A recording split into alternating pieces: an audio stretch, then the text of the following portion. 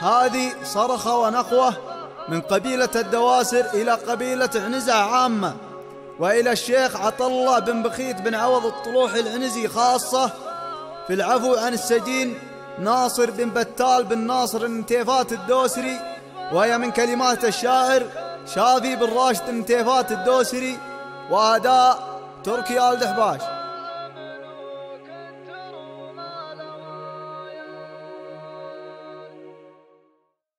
تكفون يا أنوز الفخر بلد الله، تكفون يا أنوز الوفا والصمايل، يا العزوة اللي كل طيب تدله، يا منبع ملوك تروم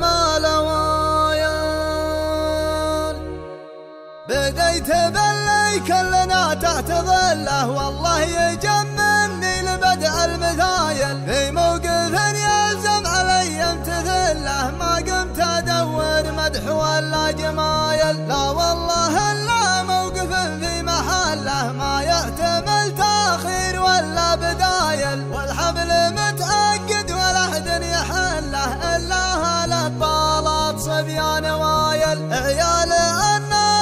حلهم هلله أهل الفعول الكايدة والجزايل، تكفون يا نوز الفخر بلد الله، تكفون يا نوز الوفا والصمايل، يا العزوة اللي كل طيب تدله، يا منبع ملوك تروم الأوايل، يا شيوخ وزحول على خير مله، يا ليت عشق العز والراس طايل، جاه الدواسر يا أهل الجود كله، وبجاه ربي ثم جاه القبايل، وبجاه عدن ينتخي في ظنله، ومن تصيح من الحزن والملايل، ناصر ولد بتال ذاق المذله، يرجى العفو والصفح يا للفضايل، العفو عند المقدره مطلب له، طبع الكرام وطبعكم بالدلايل، تكفى يا شيخ ينعرف من سجله، يا اللي على العذرة من تبتخايل، من جاك مهموم الهم تشله، جالن يعنز دايما ما تهايل، انا اشهد انك وافيا يا عطله، ما بينك وبين النواميس حايل، ما بيننا وبينك عداوه وخله، امر مقدر عند منش المخايل، تكفى ترى السيف سيفه يسله، حان الوعد ما باقي الا قلايل، والامر بيدك لا تخليه قله، عفوت منك ولا ابغي لها بدايل، طبع الكرام وطبعكم لا تزله، وانت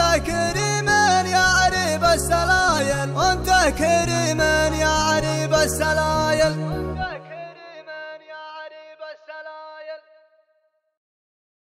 Take